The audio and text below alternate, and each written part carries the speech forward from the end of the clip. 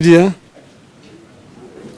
we have a statement as Azimio following a very long day that we have endured today.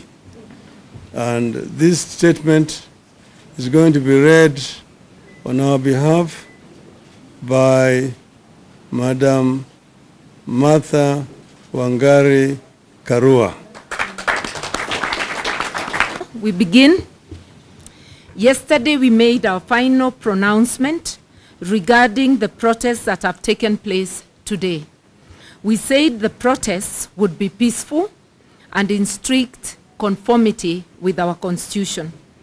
We take this early opportunity to say a big thank you to the brave and patriotic Kenyans who braved the chilly weather and the brutality of the police to exercise their constitutionally protected right to assemble, demonstrate, picket, and to present petitions to public authorities.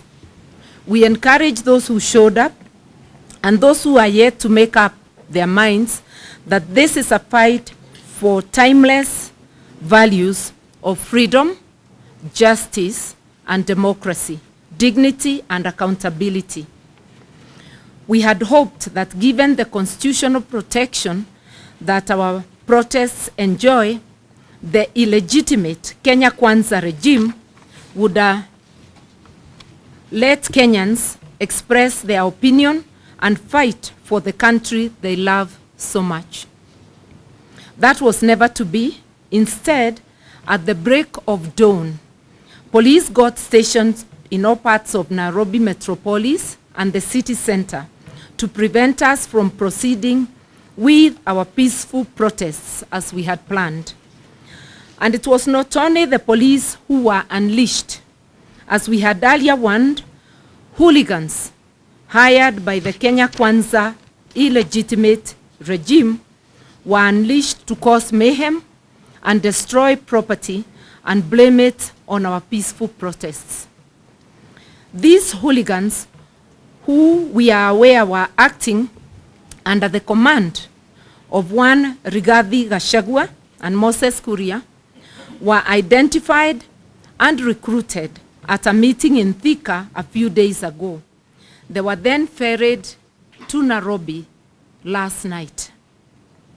They have beaten up innocent citizens going about their normal activities, stoned motorists and burnt vehicles in a vain attempt to make or to fulfill the prophecies of Kenya Kwanza, claiming that our demonstrations are not peaceful. Unfortunately, because of the mayhem, we were not able to present the critical petitions to the 4 offices as planned. As we said yesterday, we intended to present petitions to the IEBC showing that the results it announced last August were doctored and demand an audit of the servers. We also intended to petition against the sacking of the 4 commissioners. The sacking presents a dangerous precedent in which all future elections, all commissioners will be expected to agree with the chairperson, effectively making elections a one-person show. Actually, it's criminalizing dissent by a commissioner within a commission or even one person within a board. We also intended to petition office of the president, and I'm saying this very deliberately, the office of the president, with evidence that the costs of food, fuel, electricity, and fees remain unacceptably high. Further, we wanted to petition that office to desist from destroying political parties. And I've emphasized, because we are saying there is an illegitimate regime, we separate the office from persons. The third office we were to visit is the National Treasury, where we wanted to petition for the immediate release of all funds owed to counties and for the timely payment of salaries to all civil servants. The fourth office we were to visit is the Public Service Commission, where we planned to demand that appointments to public offices be done purely on merit and inclusivity, not tribe, as is presently the case. We strongly feel that it is immoral and criminal in a country of close to 50 communities for appointments to go only to members of one community. Unfortunately, our members of parliament who were on their way to the office of the president to begin the presentation of the petitions were not allowed to access this public office, for which we pay with our taxes. Despite being peaceful and unarmed, they were met with tear gas and gunshots and other forms of brutality. We know why we could not be allowed to present a petition to OP on cost of food. There has been an attempt by the illegitimate Kenya Kwanza regime to mislead the people of Kenya that the cost of unga has come down. The truth is that it has not, and we wanted to prove it. We also wish to let Kenyans know that the new unga brands that they are retailing at slightly lower prices than the older familiar brands are GMO maize. A number of millers have declined to mill that maize and sell it to Kenyans as a matter of principle. It is incumbent on the Kenya Kwanza regime, shall I add illegitimate regime, to be honest with Kenyans, tell them the truth, and let them have a choice. Kenyans must not be made to consume GMO products without being told and offered a choice. We said it yesterday, and we will say it again today. William Ruto and his illegitimate regime are making serious attempts to suspend our hard-won constitution, which we shall not allow. End of the statement.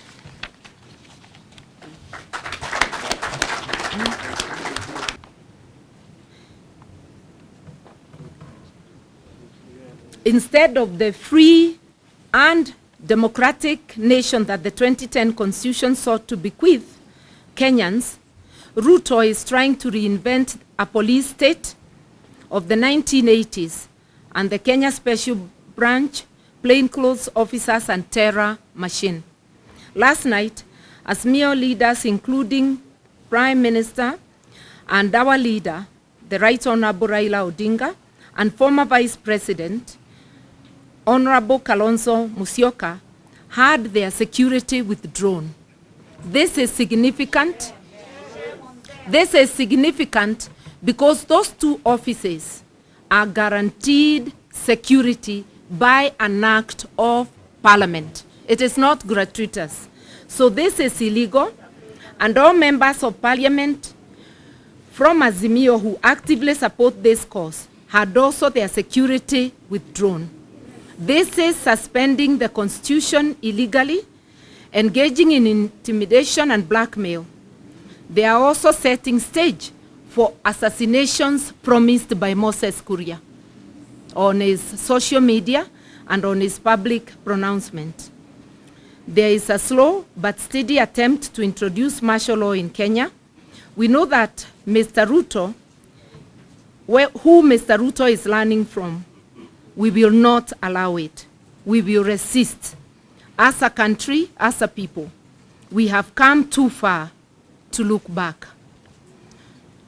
By dawn, the Central Park, where our members were meant to assemble, had been taken over by hundreds of plain-clothed police, uniformed officers, marked and unmarked vehicles, and goons posing as police. This too was a product of the meeting in Thika. It was a pursuit of the prediction by Moses Kuria that in the course of these protests, Ali Harvey Oswald would emerge and assassinate Azimio leader, as was done with President J.F. Kennedy. It was also in line with the grim predictions of Gachagua about our peaceful and legitimate protests. We have taken note of a very unfortunate trend in the use of hired gun against Azimio allies. It's youths from central Kenya who are being used to fight other Kenyan communities. It is youths from central Kenya who are used to invade Northland Farm, beginning of these protests, at the beginning of our protests. And these are the ones who were used to invade Jubilee headquarters recently. They are the ones being told to attack homes of their leaders, and they are the ones who have been used today to attack people and property in different parts of Nairobi. Central Kenya youths are being antagonized with other communities before being eventually isolated and dumped. Despite these developments, we are energized that Kenyans are determined to claim their country. We are marching on. Tomorrow we take a break, strategize and recharge. Our protests will resume on Thursday, the 4th of May. Same meeting, same offices, same petition, same people. And as I had indicated, my colleagues from Central Kenya may wish to comment on the misuse and abuse of youth from Central Kenya. Goons hired are principally from the Kikuyu community. And they are the same goons that had been hired to attack the Northlands Farm, also to attack East Africa Spectre. And it is terrible to prey on unemployed and poverty-stricken members of the Kikuyu community. My colleagues from Mount Kenya, Mr. Kioni and Mwangi Wairia, we will make that statement. We can look at them. They can mention.